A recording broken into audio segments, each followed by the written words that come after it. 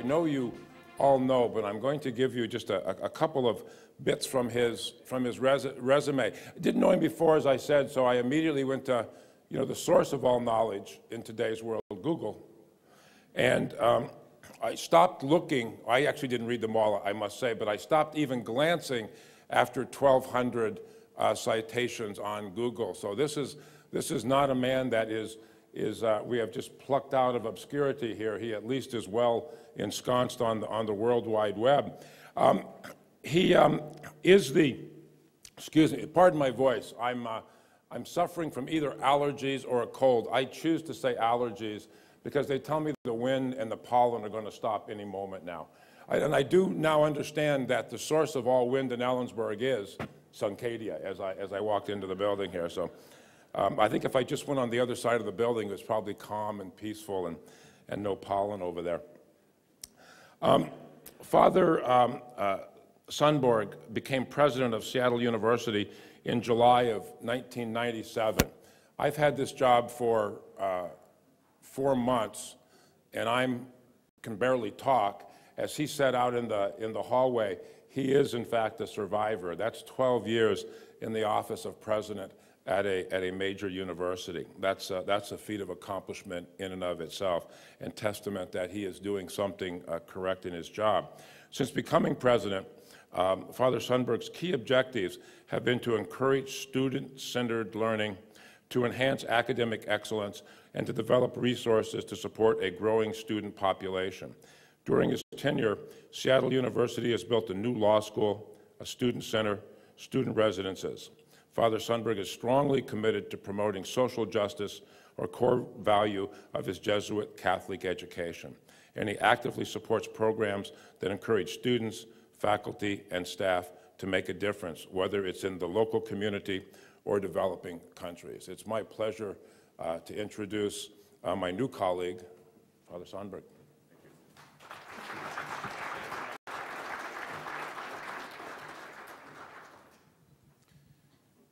Thanks very much. The fact that there's 1,200 citations in Google means I've been in a lot of trouble, and that's how you get 1,200 citations.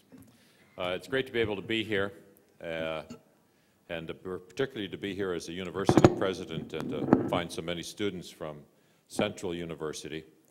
I think you can relate to the subject of what my conversation with you will be about. I hope it'll be an interesting one and sort of a different angle from something else that you might consider. It basically has to do with the subject of what is a president's experience of taking a university from Division III to Division II to Division I NCAA status. What's that all about? Why do you do it?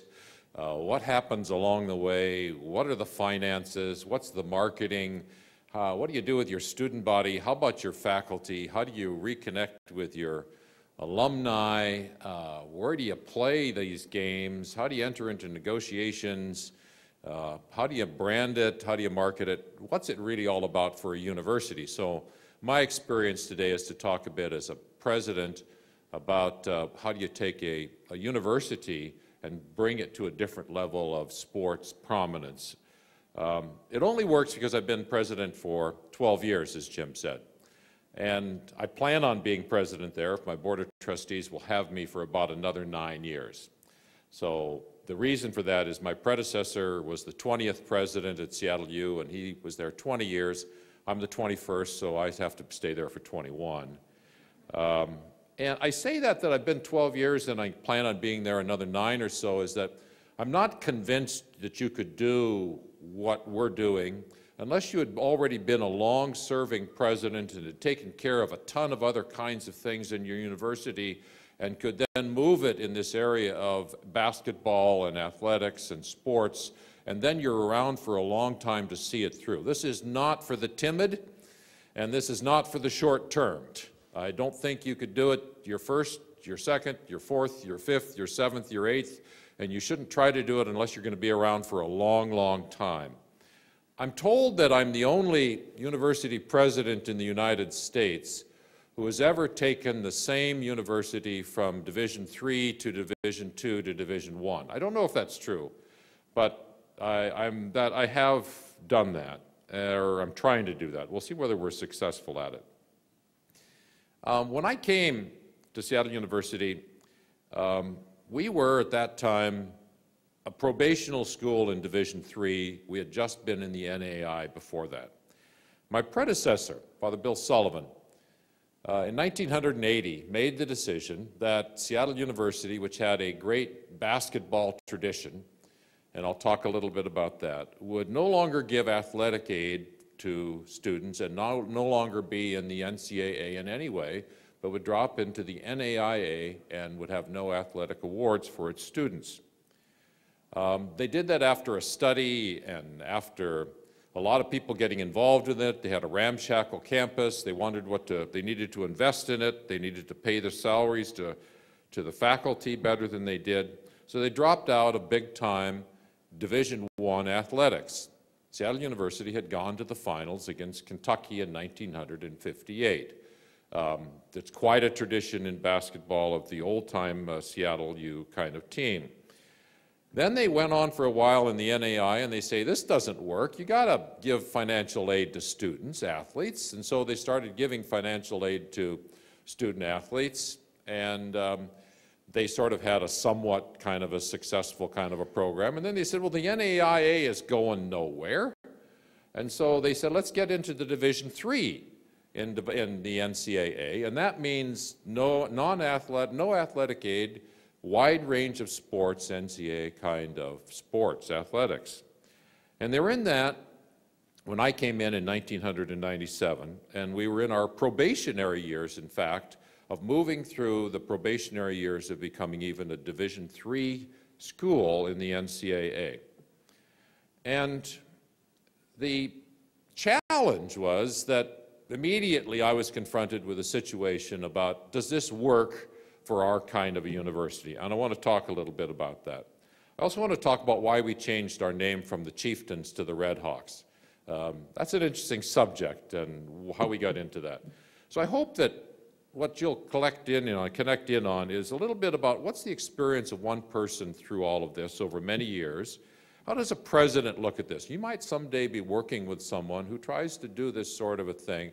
What's a president's experience of this? How does it connect with our mission as a university? How do you market it? What were the obstacles? How do you sell it? How do you get your board of trustees to approve this kind of thing? How do you get your board of trustees to approve it? What's your business plan? What do you do about facilities, finances, faculty? Why are you doing it anyhow? How have you learned from it? And sort of my angle on all of that. So just to start, what's Seattle University like? Well, we were founded in 1891, so we've been around a while.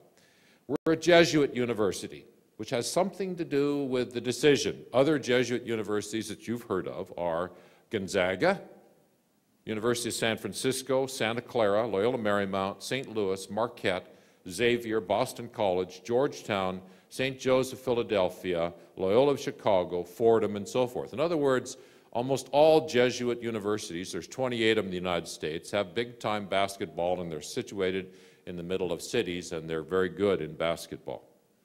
In terms of our size, we're right in the middle of Seattle. We're between what's the equivalent of 10th and 14th Avenue, and between Jefferson and Madison, about 55-acre campus right in the middle of the downtown heart of Seattle University. We're the most truly urban university in the Northwest. There's no other university that's quite as much right at the heart of a city, and like Seattle University is. We're 7,600 students, 4,300 undergrad, 2,250 graduate, and 1,050 law. So 7,600 across those three divisions. The average SAT of students coming into Seattle University is 1180. Their average GPA is 3.6. We have 60,000 alumni from our university. About 40,000 of them are in the Puget Sound region. All of those are very important around athletics and where you go with it. We're the most diverse university of any kind in the whole of the Northwest, except for Heritage University in Toppenish. Next to Heritage University, we're the most diverse university in the Northwest, and that's a critical factor about our decision also. We have a ratio of 40% male and 60% female at Seattle University on the undergraduate level. We draw mainly from Washington, California, Oregon, Hawaii, Idaho, Alaska, Arizona, so we're somewhat regional and certainly very Western. Now, our sports tradition. In some other sports, we have people like Jim Whittaker, the first American who climbed Mount Everest, graduate of Seattle U. Pat Lesser, a famous golfer. Janet Hops in tennis. Tom Gorman. Tom Gorman was a world-class tennis player, played at Wimbledon. He was the coach of the Davis Cup, and the team that he took to winning the Davis Cup were these four guys: John McEnroe, Andre Agassi, Pete Sampras, and Jim Courier. I talked a lot with Tom Gorman. He said, if you ever want to know how to manage egos, try to manage that four set in terms of the Davis Cup for the championship. Now, other players that are part of our tradition, Seattle U players: Elgin Baylor, Eddie Miles, Juwan Oldham, Frank Olenek, Tom Workman, John Tresvant, Clint Richardson, Rod Derline. There were more people in the NBA in the 60s and 70s from Seattle University than from any other university in the United States. More people in the NBA in basketball, professional basketball, in the 60s and 70s from Seattle University than from any other university in the United States. A hell of a basketball tradition that, for instance, in 1966, in that movie Glory Road, well, the only team that Don Haskins' Texas Western lost to in the course of their season were the Seattle University Chieftains. Quite a program. And then, kerplunk, 1980, they canceled the whole program. Now, they canceled the program for a lot of reasons. It was losing money like crazy. There were not a lot of people showing up for the games. They didn't have any on-campus facilities for it, and therefore they were playing downtown and they were losing their shirts. They had had a lot of probationary problems, and therefore there were years when they were on probation and they weren't quite where they were being.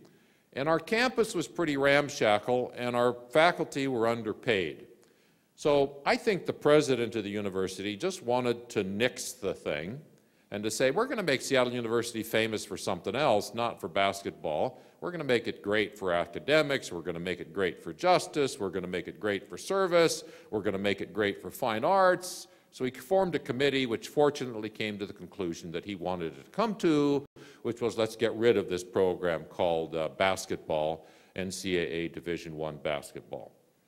You look back at that, and was that the right decision for 1980?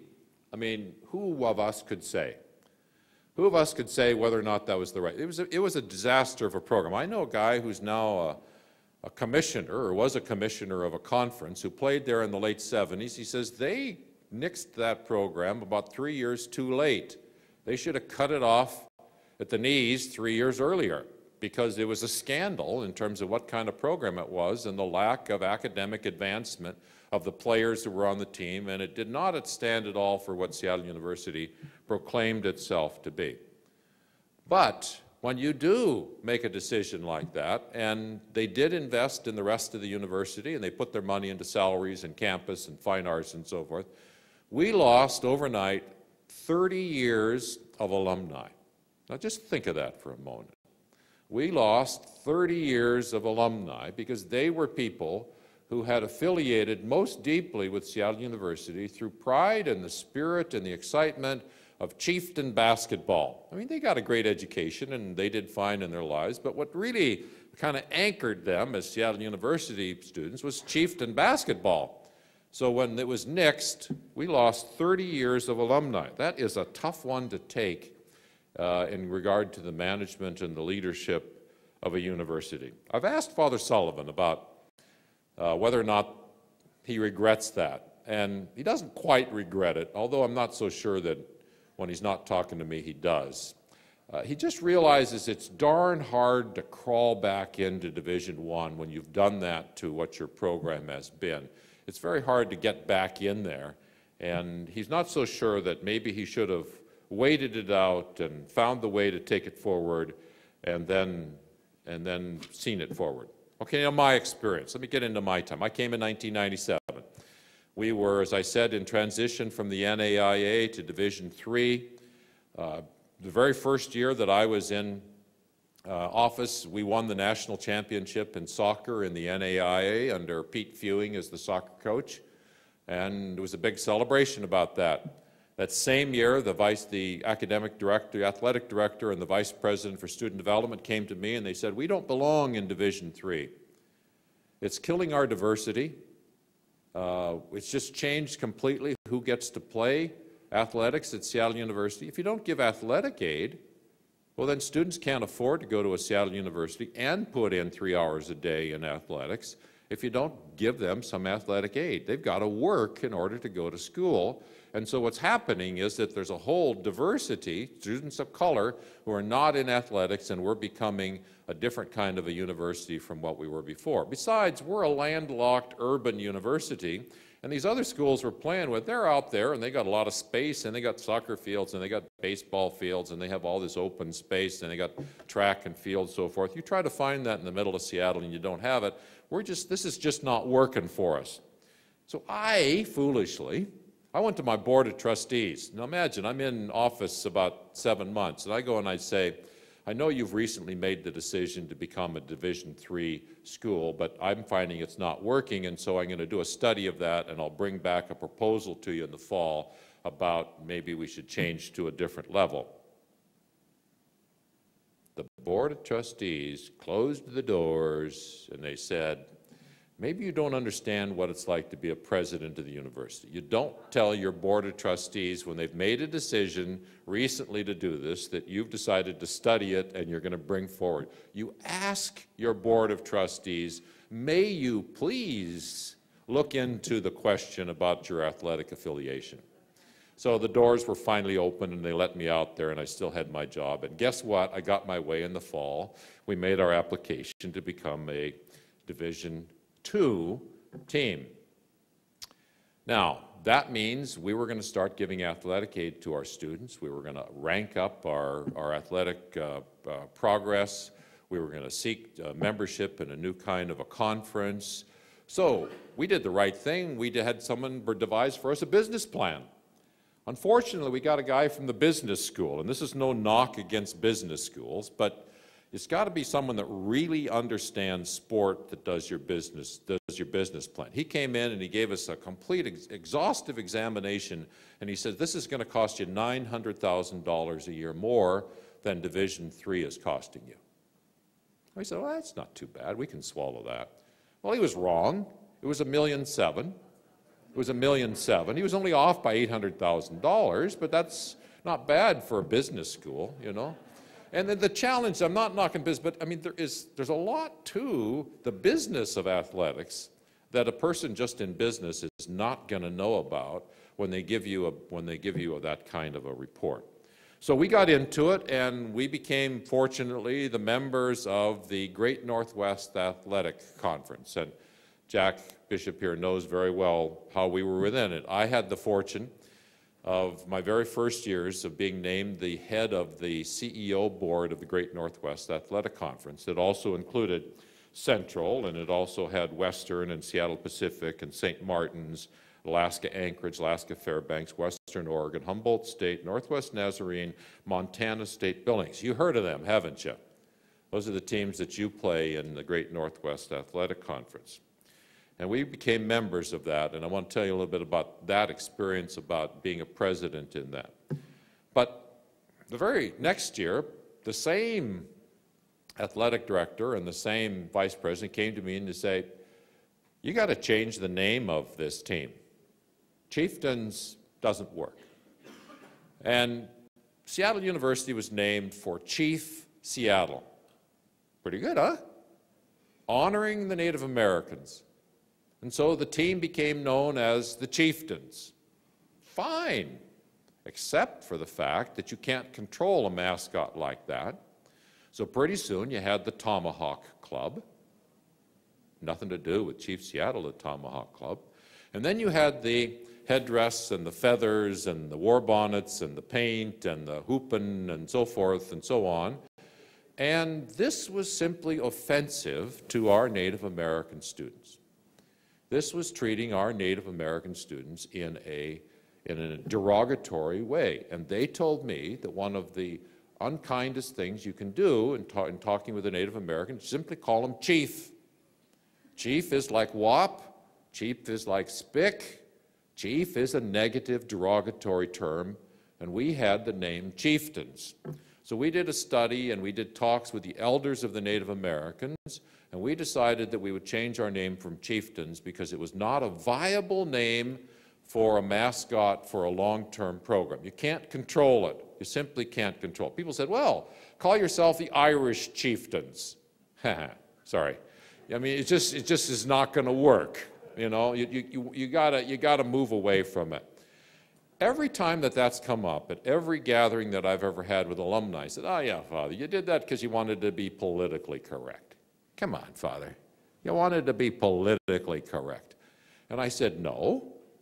The Jesuits came to the Northwest in 1841, invited by the Native American people who walked all the way from Missoula, Montana to St. Louis 3 times to invite the Jesuits to the Northwest. We came here for the sake of the Native American people. We will never do anything that offends them. We will not have a name that offends the Native American people. Yeah, Father, we know, it's just politically correct. Anyhow, you can't win an article like that, an argument like that. So, the point that I'd like to make to you, if you're ever involved in that, do it early. Am I glad that we did that in about 2000 or 1999 and got it out of the way? It's simply an obstacle. If we were right now faced with a mascot named the Chieftains, and we had to be Division I, and we were going to go out there and make a Northwest and a national reputation and play the kind of basketball that we're going to play, it would be a huge difficulty and obstacle. Why have that obstacle? If you've got it, get rid of it and get on with it. Take the heat for doing it and move forward. So now we moved into Division II. And one of the things I learned, because I had the opportunity as the president of the presidents of the schools in the Great Northwest Athletic Conference, of also working with the athletic directors in what they called the Management Council. And Jack was on the Management Council. And what I learned there was that presidents do not want to give up control over athletic programs. Presidents do not want athletic directors to make any decisions that have financial implications. Presidents want to make those decisions. And they don't want them to make any kind of a decision that has to do with the academic standing of the students who play at a university. So I would meet with the athletic directors on the Management Council. They said, would these presidents please back off? I mean, let them talk about policy and big-time decisions and so on. Please leave it to us. We really know what this is all about. Would they just back off and not do it? And I said, I'll go right up there and I'll tell them to back off. Well, they never backed off, and I don't know if they back off anywhere. Presidents are extraordinarily involved in athletics. It has to do with reputation, it has to do with finances, it has to do with athletics, and ultimately it has to do with power and control. So the person who's really calling the shots in any athletic program in a university, as far as I'm concerned, is the president of that university and not the athletic director. The athletic director is the one who takes the heat and gets fired when things don't go right. So it's a nice division of labors there. It works out just fine. Our challenge in being in the GNAC and being a Division II school was we didn't think we got a bang for the buck for it. It had crept up that it was not just $1.7 million. We were paying $3 million a year to support our athletic program, and that's about where I think Central was at the same time. But we didn't think we got any visibility for it. We didn't think we got any students coming to Seattle University because of it. We don't think that people knew us better than they did without being in Division II. We thought it was interesting. We liked the T schools we played with. We thought it was great athletic, but we didn't think there was any bang for the buck in terms of the being in Division II. We didn't think we were with universities that were like us. I mean, Seattle University is different from Central and Western. We're a private, independent university. We're really different from the University of Alaska and University of Alaska Fairbanks and Anchorage. We're quite different from them. You betcha we're different from Northwest Nazarene and Western Oregon and Montana State Billings and even St. Martin's University. We're different from them. People know who you are by who you play. People know who you are by who you play. You should play schools that you want to be like. You should play schools that you want to be like. People associate you with who are the universities or the schools that you play with. It was no source really of on-campus spirit or pride, or people didn't graduate from Seattle University and say, whoa, we were a Red Hawk, you know, in the GNAC. No, I don't think they did. There wasn't that kind of a support. So we didn't get the bang from the buck. Our alumni could have cared less. They were chieftains, they were Division I, and what was this thing that you were doing in Division II? So, roll forward about 8 more years to about 3 years ago. And I'm sitting in a meeting, and it's the meeting of our administrative team, and there's the provost of the university there. And the provost, his name is John Eshelman, and he's like E.F. Hutton. I mean, when he speaks, I mean, you really listen. This guy he was provost for 22 years, and what he says is just kind of like, it's like Moses from the mountain or something. I mean, you really listen to him.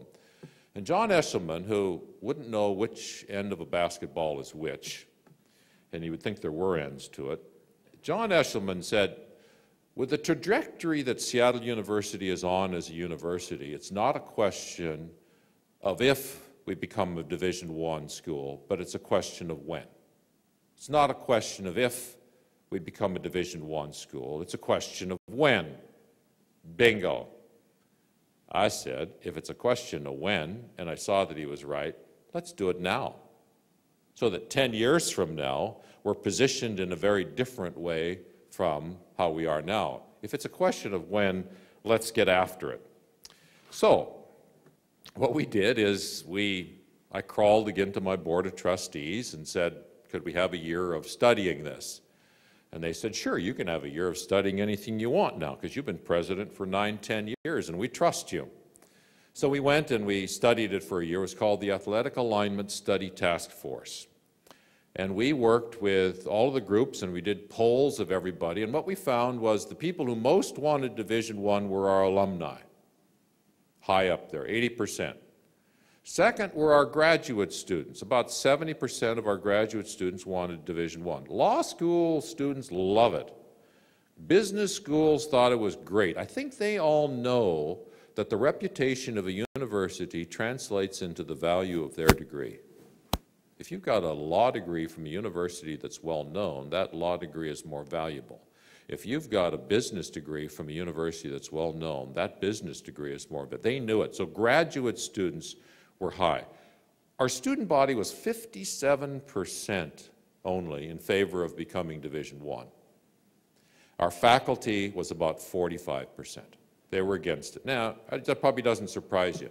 The student might surprise you a little bit. My experience is that students want what they know. My experience is students want what they know and what they love. We had students there. They liked Seattle University. They were afraid to be going D1 and big time and college sports and the NCAA and money and corruption and all that stuff. They were afraid that was going to change the university that they entered, they chose, they were part of, they were afraid of it. So students like what they know and they don't like to change from it. We're finding only now that we're going into our second year of transition. Only our freshmen and our sophomores are aboard on being a Division I university. Our juniors and our seniors got used to being Division II, and they kind of liked that and they wanted to stay with that. So we did a study of costs. You know, you always do a study of costs. And we took a look at where we would really like to be. Well, we wanted to be a member of the West Coast Conference. Now, West Coast Conference is schools like us: Gonzaga, University of Portland, University of San Francisco, St. Mary's, Santa Clara, Loyola Marymount, University of San Diego, and Pepperdine. You may wonder why I know all 8 of them. Well, we'd like to be a member. That's the kind of conference we want to be a part of. They're schools like Seattle University, They're all independent and private schools. They're about our size. They have the same kind of values. That's where we want to be. So we're chugging along. We're talking about being members of the West Coast Conference. And I get a telephone call, and it's from the commissioner of the West Coast Conference saying the presidents have just had a meeting, and we regret to inform you that even though you haven't applied, we're not even going to look at expansion and not going to look at it for 3 years. We're going to do a strategic planning process at some point, and if we want to expand, we'll let you know. Don't call us, we'll call you. So, no conference. No conference. No guarantee of a conference. What I learned at that moment was sport's a business. Okay? It's sport's a business.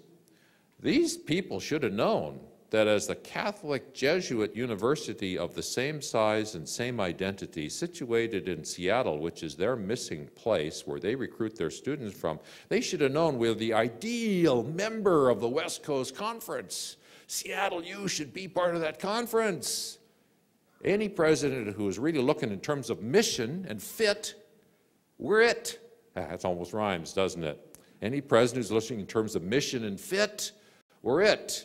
Well, what it has to do with, folks, is RPI. It has to do with money. RPI means something like the Relative Performance Indicator. And what that means is, where are you ranked, again, in the United States, in terms of the difficulty of the schools you play against and whether you beat them or not? Therefore, if you came into our conference, what would that do to our conference? Would it raise or lower the overall RPI ranking of our conference? Because what that determines is how many of the schools from our conference get into the playoffs, which is the only place where there is money. For every game a Division I school is in the final 64, that's $1 million to the conference. If you're in one game, that's $1 million. If you're in there 2 games, that's $2 million. If you've got 2 teams in there, that's $2 million. If they're both in there for 2 games, that's $4 million. It's all about money, and it's all about RPI. And sport's a business. I think you're in the business of sports. This is the way it works in colleges and in universities. And it's not about mission and fit and whether they like you or not, or whether you're a neat school. Forget it. It doesn't have anything to do with that. So they also told us we were a little bit arrogant.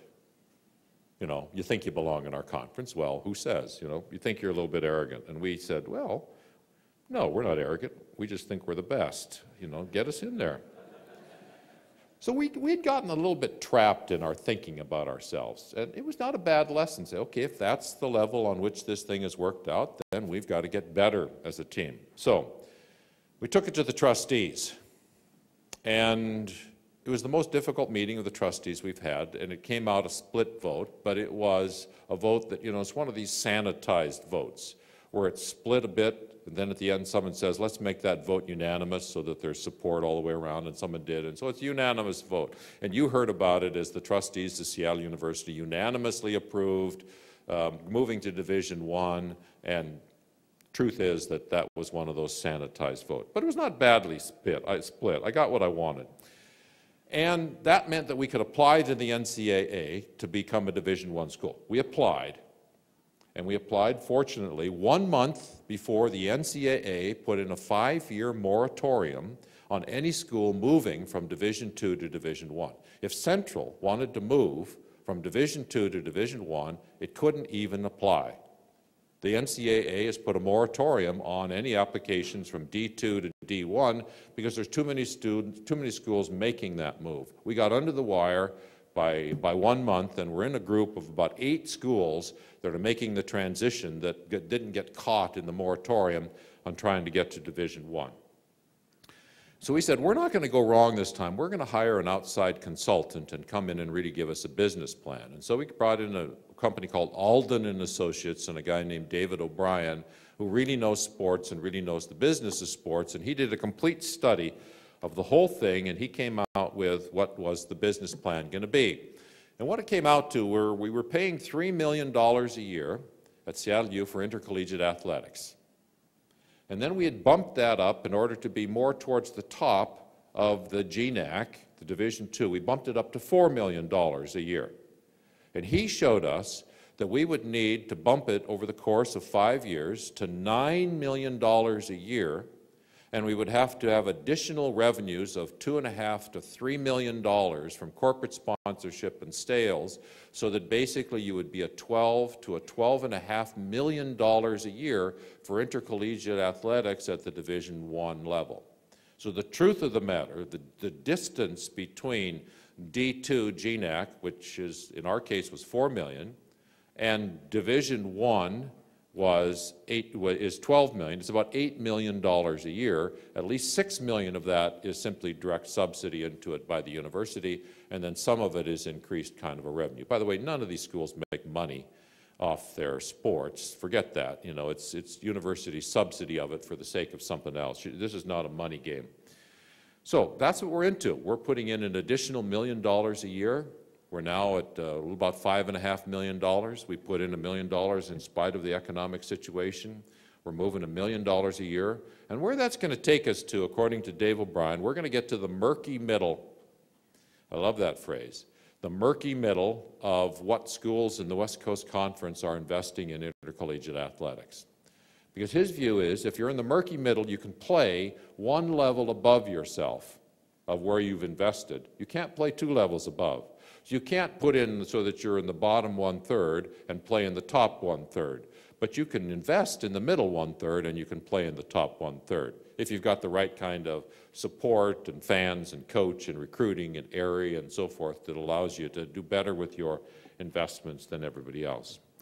So we got aboard getting assistant coaches, all the Title IX things that go with it, more trainers, assistant athletic directors for academics, assistant athletic director for business, compliance officers, game management, development director for sports, sports information director and assistant director, sports marketing person, and sports legal. So we had to, you know, you've got to put in the full panoply in order to make this thing happen. You might be interested in that because that's where the business of sports is really in terms of university and all those kinds of positions.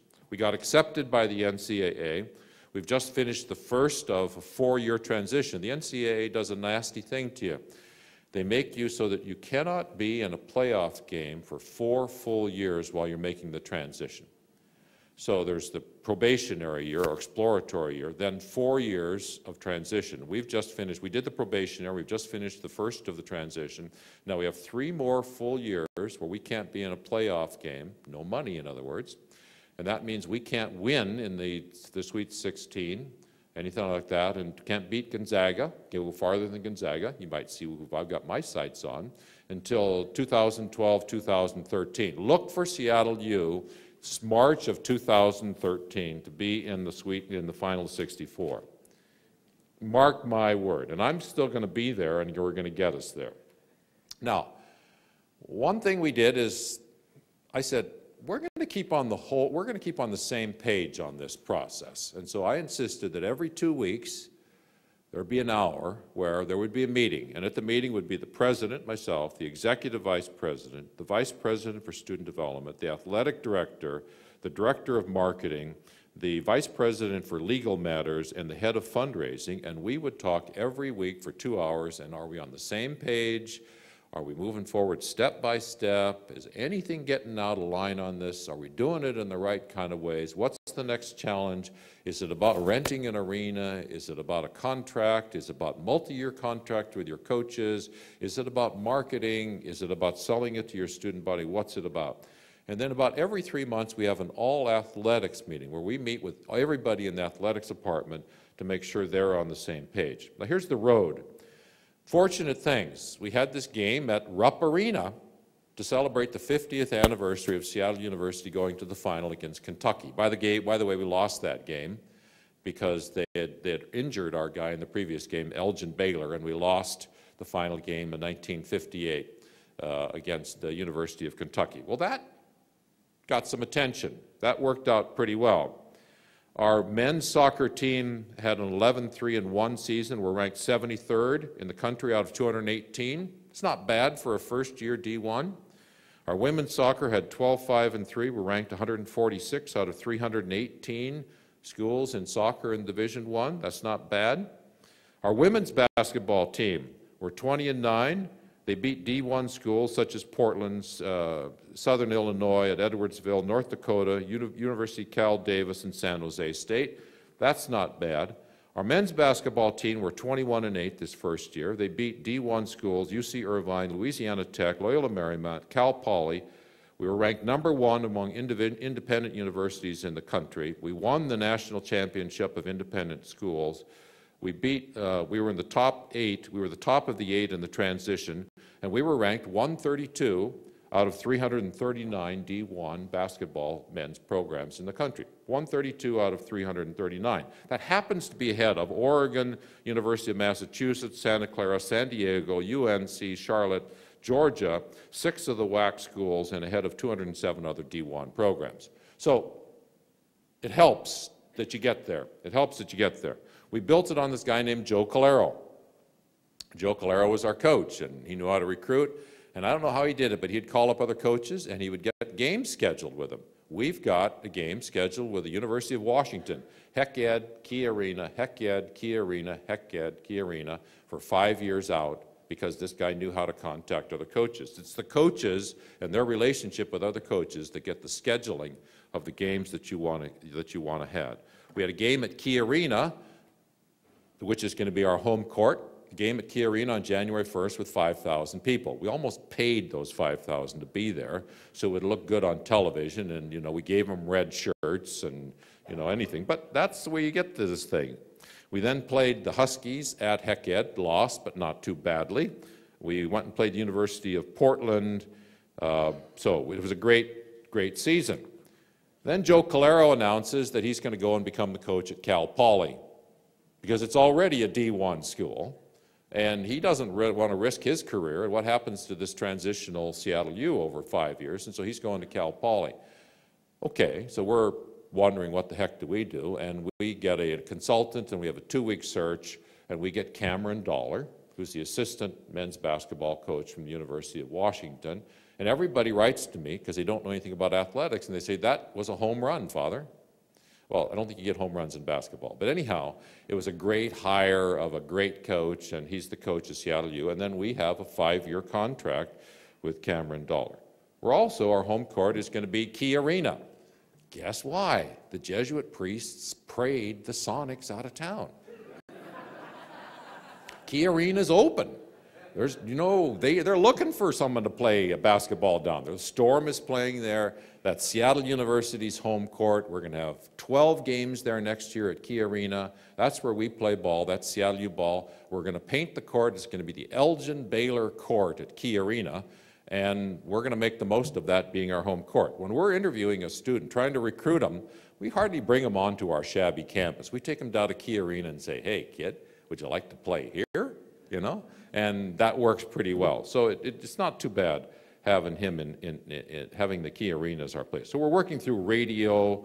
The Key Arena can hold 8,158 in the lower bowl. That's kind of the Storm configuration. That's our plan to do that. We got a very, very tough D1 schedule coming up this year. We're expecting a couple losing seasons, but we're going forward with it. Now, Seattle is the 13th media market in the United States. So it's the 13th largest media market. There's only one D1 university in all of Western Washington with some 4 million people. That's the University of Washington. Nobody else is over there. We think that the great future is the crosstown rivalry of Seattle U, UW. We think that's what we can build the future on, is the downtown dirty college hoops in Seattle, crosstown rivalry, Seattle U, UW, and Gonzaga, Seattle University, because that's Jesuit.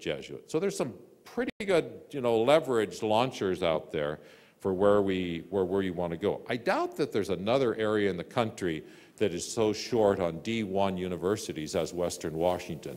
And by the way, it just so happens that all of those schools in the conference that we wanted to become a part of, their largest recruiting area for students outside their home state is all Western Washington.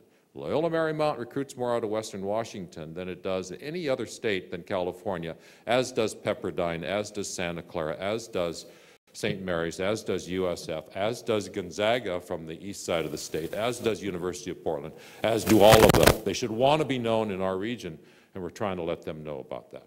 We tell them about who are the companies that are headquartered in our Northwest and what difference that makes. They happen, a lot of them, to be on our board. Now, for me as a president, by the way, my academic career was, I was in 3 different high schools. Actually, I was in 4 different high schools during high school. And every year, I was early tall. The basketball coach said, "Hey, kid, come on out. I want to take a look at you." And I'd come out, put on my shorts. They'd say, "We'll see you next year." I was tall, and I was slow, and I was uncoordinated. I'm not much of an athletic guy. I really made the decision because it's a strategic decision for our university. If you trace through those why that Bill talked about there, you really push this to the why, and the real why is more students, more resources, because that's going to be better education. And why that? Because that's going to make a greater difference in society. And what I'm about in D1 basketball and D1 everything else in all 19 of our sports is what that visibility, strategic positioning, I believe it should be at the same level as where the rest of our university is, and that's what I'm really after. I also really hope that at a city university like that, it gives us a center of spirit for a city college kid. I mean, if you're in the middle of Seattle and you're right on Broadway, there's a lot of interesting creatures walking up and down Broadway. And if you want to take a walk or do something, you know, you might not go down to a basketball arena, you might just go walk Broadway. I mean, or you might go downtown, you can walk downtown to anything in Seattle. So we have a little bit of a challenge about what's really a focal point, what's really an excitement, what's a spirit grabber for our students, and that's one of the things that we want to be able to make happen. It's one of our 5 strategic directions at the university. It's completely a strategic thing. Now, this is no kind of credit to me, but a president makes a difference. I know a fantastic university that had a great basketball tradition. They can't crawl out of where they are for anything, and the president is in favor of their crawling out of it. But he doesn't have it in his blood. He's not in his DNA. It's not coursing through his veins. He can't give a pep talk. He can't be a cheerleader. He can't get out there and really show them this is what you want to do and get some excitement before him and get the money and go for it and get the coach and make it happen. And you got to have it in your blood. You got to be a cheerleader. I mean, this is not, you don't make a decision and say, yes, this would be good and I'm in favor of it, therefore make it happen. It won't happen. For me, it's an enormously interesting experiment. I never imagined there were so many decisions involved in it. I mean, it's the most complicated thing I think I've done as a university president is every day there's a decision connected with it, whether with the media or whether with the hiring thing or whether with contracts or whether in negotiations or dealing with the city. This thing has so many tentacles, you can't get a hold of all of them. It's a great experiment. It's a wonderful, interesting kind of a thing to be. And I just try to imagine what's that going to do by way of positioning of a university. How does sports position a university differently 10 years out from now? And a little bit my question to you is, well, what's the brand? What is the brand? I was listening to Bill, and I was listening about the Olympics and the Winter Games in Vancouver in 2010, and I said, what's our brand? Well, I'm not so sure. I think it's Big City Hoops. That's part of the brand. College hoops in the big city. I think it's Jesuit basketball. That could be an interesting thing. It's something to do with, there's the behemoth across Montlake, which is the University of Washington, and I think it's kind of like adopt us, having the region adopt us as a city. And then I think it's just scrappiness. We are going to scrap our way back in there, and we're going to play scrappy ball no matter who we recruit or how we do it. Just a scrappy, go for it, Jesuit basketball, down and dirty, center of the city, college hoops against UW. That's the kind of program we're going to have. Now, that's too many words. Far too many words. Let's get it down to 4 in a mission statement. That's what I'm going to go home to. Something like this, you know, this passion and, you know, the 12th man and character and so forth and excellence. I thought, you betcha. They're going to have a work cut out for them next week. So anyhow, that's where we're going to go. So that's what I wanted to say, and thanks for listening to me. Thanks very much.